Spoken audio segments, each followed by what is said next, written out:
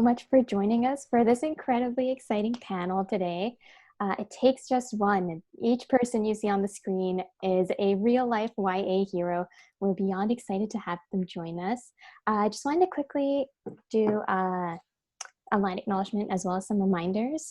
We'd like to acknowledge that we are on the unceded territories of the, forgive me, I've been trying to practice all day, but the Tsleil-Waututh, Musqueam, as well as Squamish and Kwantlen, the Quiquitlam, as well as the Katsi People's Territory. For those who don't know, unceded territories are the territories that our First Nations people didn't legally sign away. They didn't give permission to the Crown or to Canada as a whole to use, and we thank them profoundly for allowing us to be here today and to gather and to do this panel and all the others today. So thank you. And a few reminders. We would like to let everyone know once again that this is a safe space for each of the discussions that are taking place today. We have no tolerance whatsoever for any hate of any kind. This includes homophobia, which also includes transphobia, biphobia, anything and everything in between, xenophobia, anti-Semitism, anti-Black racism, anti-Indigenous racism, misogyny, and sexism, just to name a few.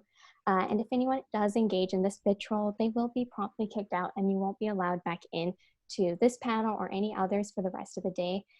So don't do it, because we have some, amazing people in this one and the rest, and you don't want to miss it. So if you notice someone engaging in this behavior as an attendee, please don't engage them yourself. You can DM us over social media with the word flag, and one of our team members in the background will take prompt action steps to take care of the situation. Also, don't forget you can purchase wonderful books from Massey Books. Our own panelist here, Taqdir Bhandal, has a brilliant book that you can also win in a giveaway, one of 2 copies, if you post online about this panel. And just another thing, quick thing, if you are joining us for the last 2 panels, they start at an earlier time than Zoom says. So 2:50 for the next one, not 3 p.m. And for our last panel of the day, it's 3:45 p.m., not 4. And I will give it away to the brilliant Sabina Khan. Enjoy, everyone. Thank you, Sokmani, and hi, everyone. I am so honored and thrilled to be the moderator for this panel. And I'm actually going to let everyone just introduce themselves and talk a little bit about the work they do before we get to our questions. So I'll just start with whoever's on my screen first. So Vineeta, would you like to get us started? Sure. Hi, everyone. Thanks for having me here. So my name is Vineeta. I am 26 years old and I'm from Vancouver. I currently am in school right now, so I'm doing my master's in counseling psych. And I'm also the creator and host of the Young Culture podcast, which is a platform for young adults of all backgrounds and experiences to share their ideas and opinions. Taqdir? Hi, Sat Sri Akal ਸਾਰਿਆਂ ਨੂੰ ਮੇਰਾ ਨਾਮ ਤਕਦੀਰ ਕੌਰ ਪੰਡਾਲ ਹੈ. My name is Taqdir Kaur Bhandal in Punjabi and Tak Bhandal in Canadian English. I run an amazing social enterprise called I'm With Periods, and we recently just released a book called Self-Care Down There. And our vision with the book and the social enterprise in general is to support all women, girls, and menstruators to love their periods and help everyone around us get on board with that mission as well. And I want to say that all the proceeds from Self-Care Down There don't go to me. They go through our social enterprise and support the creation of jobs and contracts for young diasporic folks who are interested in periods, on Turtle Island in the borders of Canada. So thanks everyone for having me. I'm so excited to hear from you all and just nerd out as writers and readers. So thank you. Thank you, Tak. Awesome. Angela, would you like to go next? Sure. My name is Angela Vannetter, and I'm one of the co-hosts of the 20-something podcast. I'm also a student, so I do that on the side with my other co-host, Eman, who's on this panel as well. And our platform is used just to amplify young voices in Vancouver and beyond, and celebrate the trials and triumphs of this culturally significant time in people's lives, and help each other navigate all the life choices and dilemmas and celebrate each other. So yeah, that's me. Thank you. Eman, did you want to go next? Yeah, Hi everyone, I'm Eman Osman. I am 23 years old and I do a plethora of things. I'm a content creator. I also create in-house content for a brand called Bloom, which is bringing more accessible reproductive health and period care and self-care products to teenage girls. And I'm also the co-host of 20 Something Podcast, like Angela said, where we talk about the trials and the triumphs of this really relevant time and just try to provide some relevancy and relevancy, I was meaning to say relatability to all 20 somethings and create a safe space to discuss everything. So that's kind of what I do. Thank you. And Rochelle. Hey everyone, my name is Rochelle. I'm 21 years old and I'm very passionate about empowering the next generation through everything that I do. I help run a nonprofit, I'm an author and a local activist. Wow, so impressive, all of you. All right, so I am going to get right to the questions. So my first one is really, I just want you, if you could tell us all, what was it or who was it that galvanized you and inspired you to work in the fields where you are now? And, anything specific or general, I'll just leave it up to you. So whoever wants to go first. Yeah, I'll go first. So yeah, for the most part of my life, I always chose to do things within my comfort zone, and I was always really scared to speak up, and I didn't think that other people cared what I had to say. So I was always going through that wavelength. And last year, I had an opportunity to attend a UN conference in New York. So I used to do a program working with newcomer preteen girls, and the funders of that program invited us to go there. So also part of that invite was also to do a presentation on the work that we do. And I was really scared to do it initially. I was a little confused. I was like, why are you asking me to do this? I don't have anything really valuable to say. I'm gonna, make this worse and all of that. But I ended up taking the chance that they gave me. So attending that conference, doing that presentation, it was really empowering, and it kind of, if I have to put it in a phrase, it kind of uncaged me from the insecurities that I was facing growing up. And it was just, it was an amazing experience. So having that opportunity made me realize that, people do need spaces to be able to share what they want to share. And that's kind of how we connect as in a community, how we can empower other people to grow and move forward. So I wanted to pay it forward and create a space as well for the people in my community. So I have this podcast where I have people from all different experiences and all backgrounds, and they come on and talk about, whatever they feel like talking about. And the goal is to make them feel empowered so that they continue sharing, and these good feelings of empowerment can continue going on. Awesome, thank you. Who else wants to go next?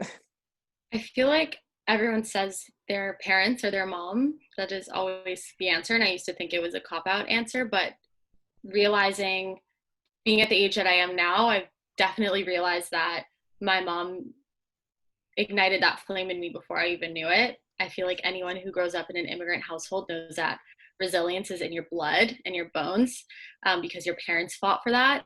And seeing my single mom having more children, she had 3 girls, having more kids than she had hands to hold, and having to really fight for us and navigate us and making sure that we never felt poor or not taken care of, and really just doing everything in her power to give us the richest experiences in childhood, definitely ignites my flame, and even now impacts everything that I do, making sure that I am living out her dreams. And also one day I want to definitely be able to provide for her and more, and do just as much as she did for me, hopefully more. And nowadays it's like Michelle Obama, Kerry Washington, all of these just amazing women who are paving the way for young Black girls. I definitely look up to them, and I hope that I can do a fraction of that for other young girls and future generations. Wow. Thank you for sharing that. That's amazing. Okay, so who would like to go next? Yeah, for sure, I can go. From a young age, I really learned this phrase. I'm pretty sure everyone's familiar with this. It takes a village to raise a child. And with that being said, for me, the two most empowering people / groups were my educators growing up in elementary and high school, specifically my grade 5 teacher, and of course my parents. So when those two worlds combined, I was really able to understand what it means to be an active citizen in our community and how to build sustainable communities. That's great. Amazing. Tak or Angela? Sure, I can jump in. I think maybe what led me to my position is just a place of uncertainty and taking a lot of space and time to contemplate what I wanted for myself and my future.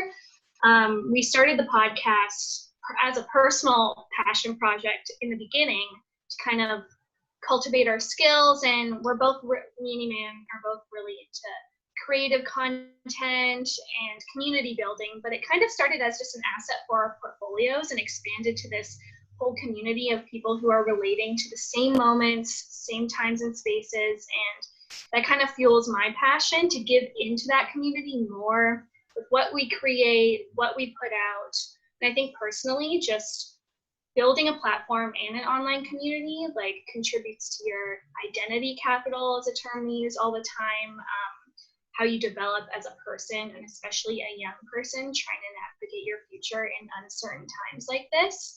It kind of ignites my passion even more to celebrate another person who's going through the exact same thing as me.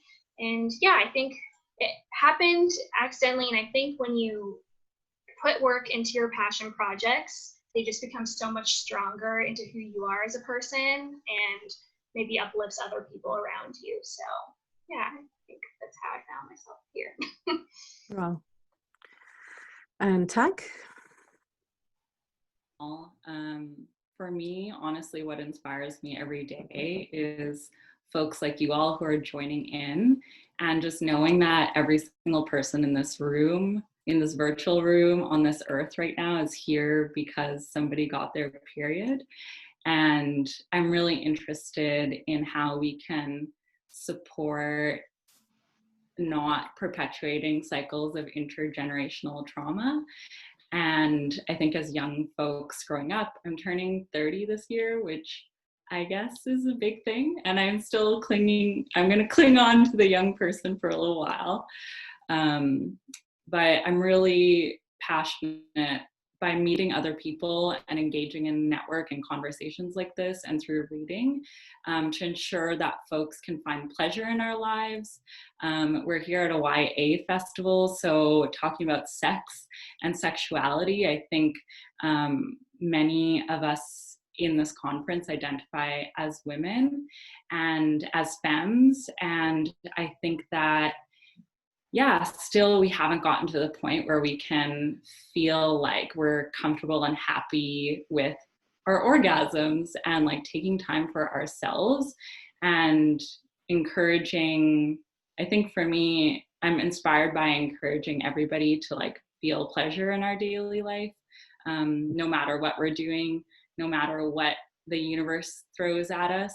If we can continue to find that daily source of self-care, using our energy centers, which are down there, to spread the love, to spread compassion and kindness in the world. Amazing. So I'm sure everyone like me is very curious to know, so you just talked about what inspired you to get to where you are. I'm curious about what kind of obstacles did you have to face? Like what kind of pushback did you have, either from, your close family and friends, or just people in general, or even something inside yourself? Was there anything that, sort of made you feel, was there a time where you felt, you shouldn't be doing this or you can't do it? And how did you overcome it? I'm sure our viewers would love to know, what kind of challenges you faced and where you sort of drew your strength from to overcome those and continue on, and continue to do the kind of meaningful work that you're doing. So whoever wants to start first. I can jump in for this one Sure. first, because I think the main obstacle when you have a platform like podcasts where you're really using your voice and capitalizing on yourself, some of your personal strengths, is imposter syndrome, which is such a hot term nowadays, but it is so real. And half the time, the biggest obstacle is you getting in your own way. And I remember when we were first starting the podcast, we were debating like, what's the right way? What's the right move to launch? What are the right decisions to get the return we want? When really, it's just a system of trial and error, and you have to throw yourself into your passions and what you want to do and go with the hiccups as they come, and not let your imposter syndrome and those voices in your head that are telling you you're incapable get you down, because momentum is built on kind of finding resilience in yourself, reminding yourself of your why you're doing what it is you're doing.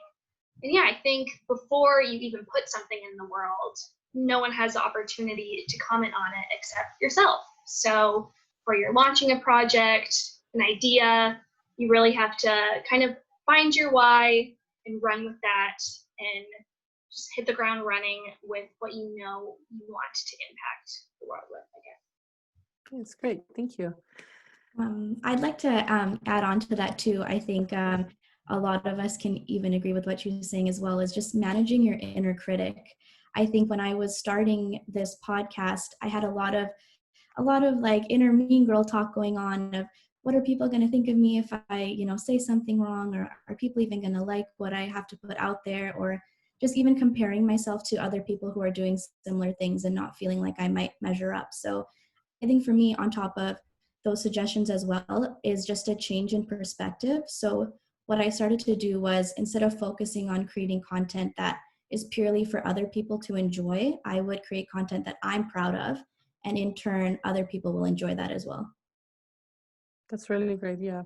It makes sense, right? I mean, I think we all doubt ourselves. I mean, no matter what age we are. I mean, I'm 51. My first book didn't come out until after I turned 50. And, publishing is full of very young people.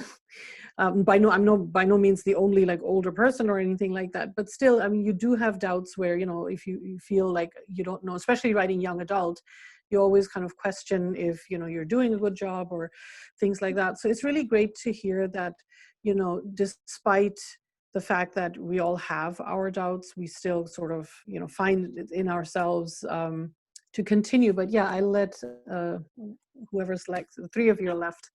So yeah, just go for it.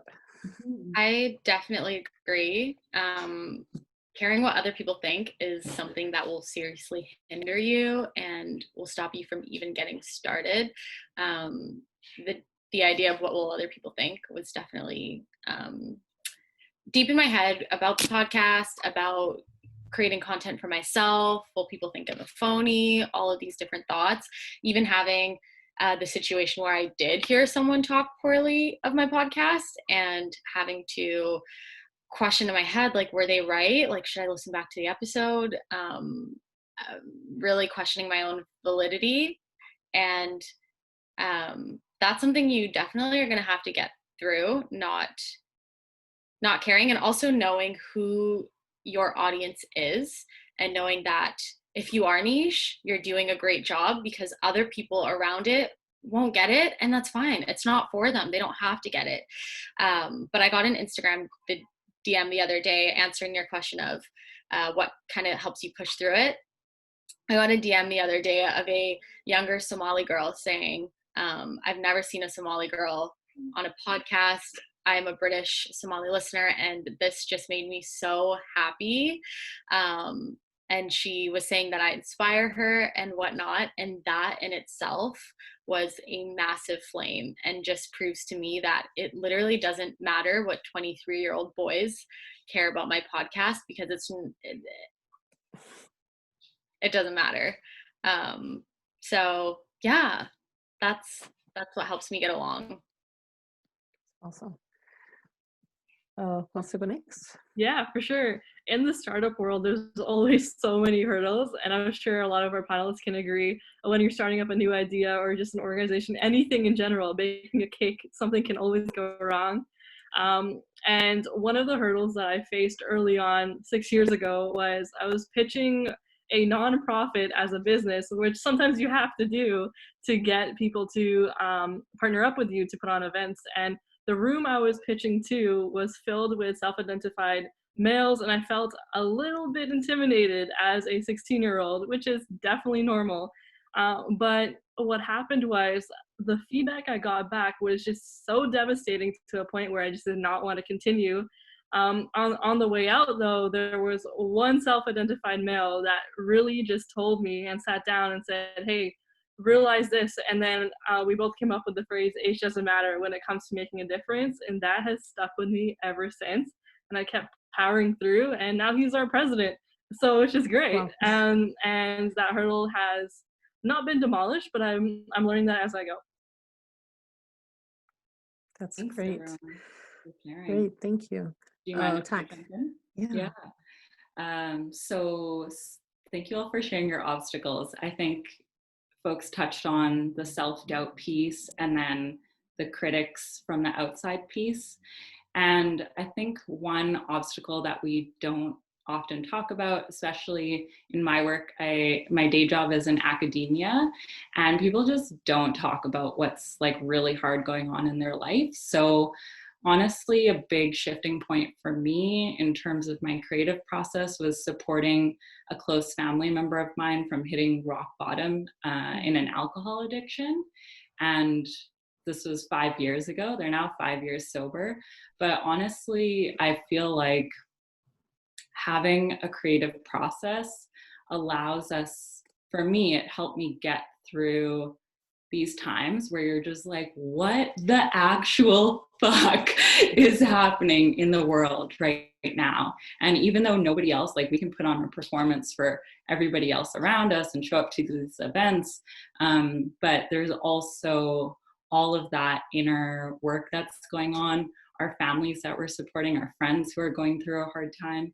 And so with the book Self-Care Down There, I think we're interested in pursuing the idea that when those obstacles come up, we can just continue to build our foundation for bringing ourselves back to center and still being able to find time for pleasure, still being able to find those moments of happiness and joy. And I think, I'm sure all of you can agree that our creative process, those moments that we get, the messages, the connections with our collaborators just brings the to our life, which is amazing. So yeah, obstacles are really tough, especially in our personal life. And I think our creative process can support our way of getting through them. That's amazing. Thank you. So I think what I would like to talk about next would be what was something like what in the work that you've been doing, can you talk about something that like maybe one experience that really convinced you, or that really was the most rewarding, that really convinced you that you're doing exactly what you're meant to be doing, you know, either in your work or from your personal life, whatever you'd like to share?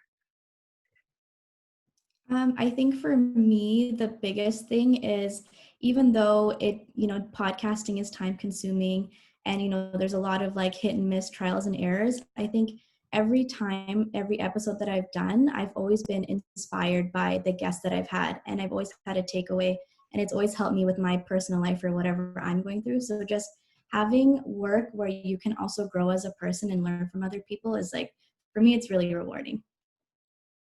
It's amazing. Yeah, to add on to what Vineeta was just mentioning about growing, that's one of the things I love as well. I love seeing other people grow, and myself, of course, but I love seeing people just transition. A rewarding story for me is what our nonprofit does is we provide life education through camps and workshops. And one of our camps, they're 4 days, 3 nights, and this kid, he was in grade 10 when he came in. Let's call him Bob. So Bob came into our camp and he was just so shy, didn't know what exactly he wanted to do in his point of life that time. He was just not really that active in the community because he just did not know where to start. And a lot of us are like that, totally okay. And he came into our camp and we were able to mentor him, able to shape him. And by the time he left, he was like this whole new Bob, which was incredible. He just it was just full of energy, knew exactly what he wanted to do, and he created his own nonprofit. And for that, Wow. it's a win-win, not only because he was able to grow, but because he was able to unleash his potential, which he already had. It's awesome.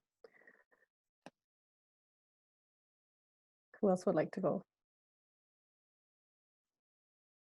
Sure, I can jump in. I think what Vineeta said as well, having a podcast kind of where you're doing regular weekly content is just another opportunity to have that space to be like, this is what I'm doing. I can't tell you how many times Eman and I have had someone on where we're like, this person is going to be so rich and famous someday, and they believed in what we were doing enough to spend an hour having a conversation with us. And there have been some people even that are way more influential than us who have told us themselves that they really think what we're doing has a purpose. And it's so, people are so busy now. We live in such a culture of like hustle, busyness, and taking the time to have conversations like that is really important. And when more influential, busy people take the time to speak to us, I think I'm always reminded that, yes, we have something going here. People see value in it, some stuff like that. And we also get some DMs that are really nice with just comments about the episode. And it's really interesting, just even in your personal life, like I always say your true friends are people who will listen to your podcast.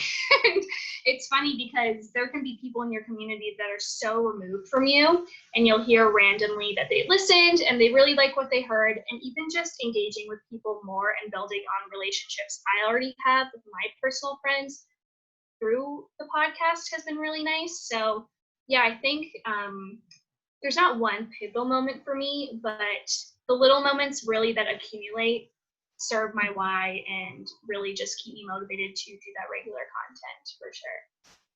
That's awesome. Thank you. Eman, no Taqdir? Would you like to go first? Yeah, I can go.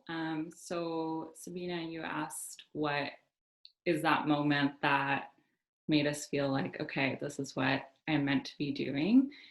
And yeah, I think for me, it was in 2017, I was going back to visit my homelands, which are modern day India and Pakistan. And I was going with my older sister. And a few months prior to that, I was experiencing like my mental health was not like falling off the deep end, but getting close to there. And I'm also in a long-term relationship. So I've been with my partner now for 10 years. And it was just like a really hard time. The US election had just happened. And I ended up through a friend and colleague of mine who's a somatic therapist. She recommended this book called Taking Charge of Your Fertility.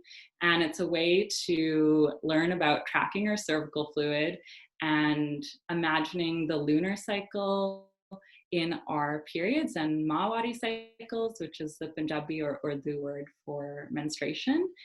And it totally revolutionized my life. So I stopped taking the birth control pill at that time because it was a choice I needed to make, because it was impacting my mental health, I realized. I came off, and I've been moving through the process of using the 4 seasons model of the Mahwari cycle, the 4 seasons of the moon, to basically structure my life.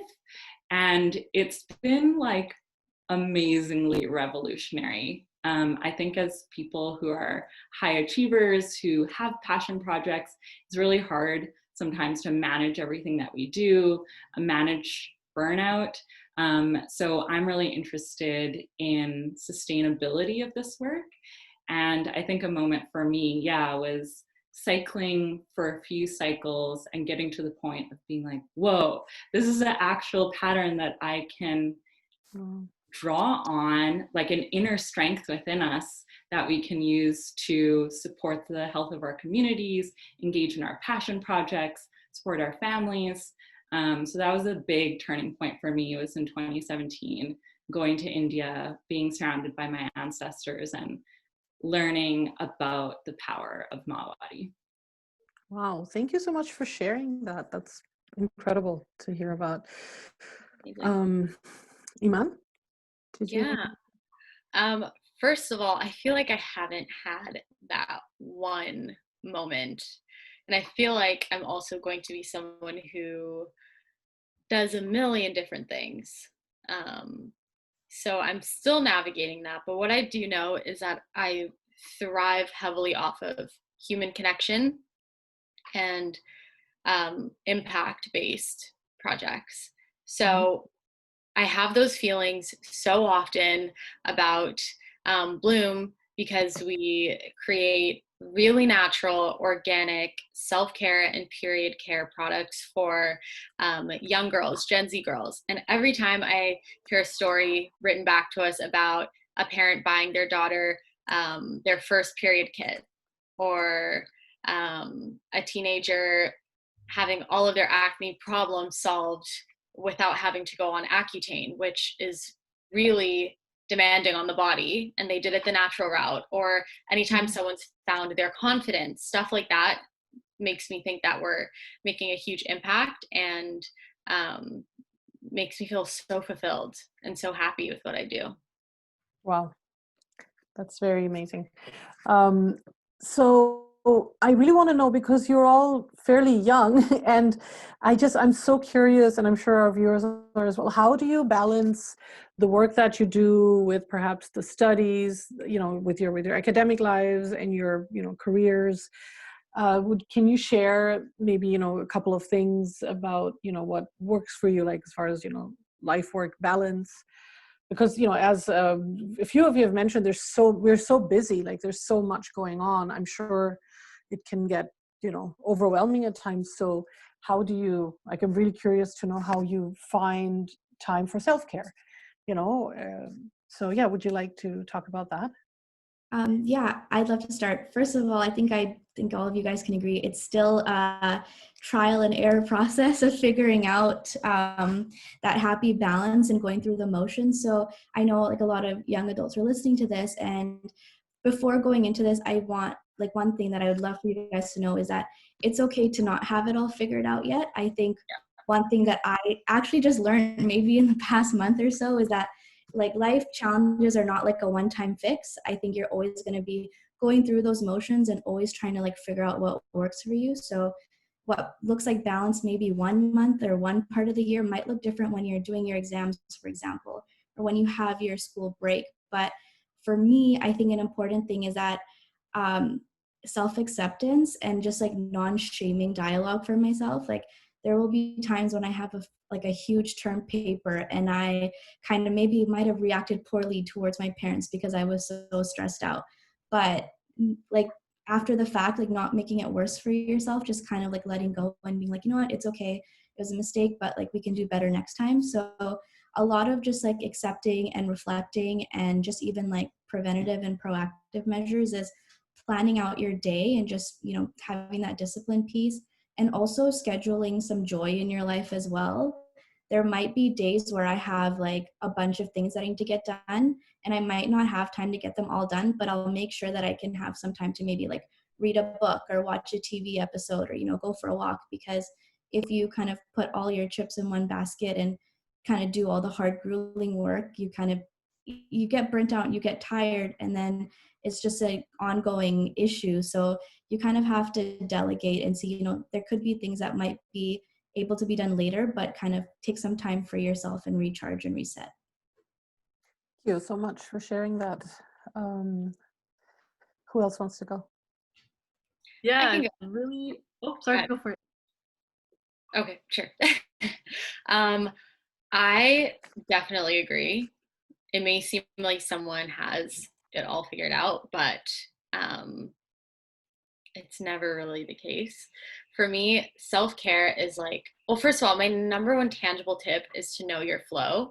Your flow is your most optimal time of the day that you are the highest in productivity and the lowest in productivity. So I know that my highest productivity is from 10 to 1. So that's when I put my most, time consuming or my most challenging tasks in. And then, so that's when I'll do like video editing. And then later on in the afternoon, I'll do speaking to a camera, filming, because that's a little easier. And that would be a number one tip, because if you fit it all into your most productive time, it refrains it from just floating throughout the day like this and having that on your to-do list. Whereas you can put it all in one time, try and conquer as much as of your to-do list at one time, and then the rest of your day is sort of more easygoing. In terms of self-care, the way I see self-care, and we had a guest on, I think episode 4, talking about self-care, Ailey Jolie, and she really nailed it down for me that self-care isn't, for me personally, face masks and bubble baths. That's not what I consider self-care for myself, because that is sort of masking the true self-care for me, which is like physically taking care of myself. So what I find true self-care for myself is my morning routine. So making sure that I make my bed and leave space in it to just be so self-luxurious and relaxing, and having that nice cup of coffee in the morning that I make for myself and just sitting with it is like the truest form of self-care for myself, and really gets me prepared for the day ahead. So just, yeah, taking care of yourself makes you feel so good about your day ahead. And I would really suggest that. Thank you. Those are really great tips. Who wants to go next? I can jump in. Well, I wrote a book about self-care, so you can probably tell how nerdy I am about it. I have all sorts of to-do lists, and I listen to all sorts of productivity podcasts and inspirational podcasts at different times of the day and all that stuff. But one takeaway that I'd love to share, and I 100% support people finding this on the internet for free, but in the book, and there's free versions of this on our Instagram, I'm with periods, but in the book, basically, I have a checklist of the different seasons of Mahawati cycles. So period being winter, pre-ovulation being spring, ovulation being summer, and then autumn being PMS. And using the natural cycles that the earth basically just projects out to us all the time and in our bodies to have seasonal forms of self-care. So for example, self-care for me when I'm on my period is like, I 100% just want to sit on the couch for like 4 hours and have my cozy blanket and chill there. And if I have to work, I'm doing it from the couch in my cozy blanket. And then summer or ovulation, I'm just want to be out there. So I'll do things like go down for a walk in the boardwalk, or there's a bunch of people, or schedule an event like this where I know I'm going to be talking to folks and getting that energy from my community. So I'm all about the seasonal living, because I think that in the 21st century, we are strongly needing to live in better relation with the earth, with our caretaker.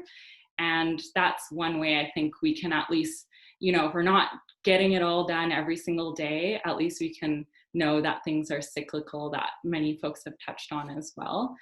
So that's one thing that I'd love to share, is the self-care checklist that's seasonal, and feel free to reach out to me, and I'm happy to share it in folks' inbox as well. Wow, thank you so much for sharing that. That's great. And I think Rochelle hasn't gone yet, right? Yeah, for sure. I'm a strong believer in time management and mindfulness. So realizing that there's 24 hours in a day, you can get everything you want done, if not more. But if you're not able to get through to-do list, totally fine. But definitely mindfulness is key. Always taking time in the morning or throughout the day to remember why you're here, what your why is, and how you're feeling, checking in with yourself. And yeah, I forgot what else I was going to say, but I think everyone else covered it. Yeah, I can jump in too on that. I think it's important in this discussion to even acknowledge the difference in our own modes of self-care. I know even especially in quarantine, this discussion has come up a lot on comparing our own habits and rituals to other people. Like, I'll see people who do a similar 9 to 5 role like me going on hikes before they start their day. And I'm just like, that is not for me.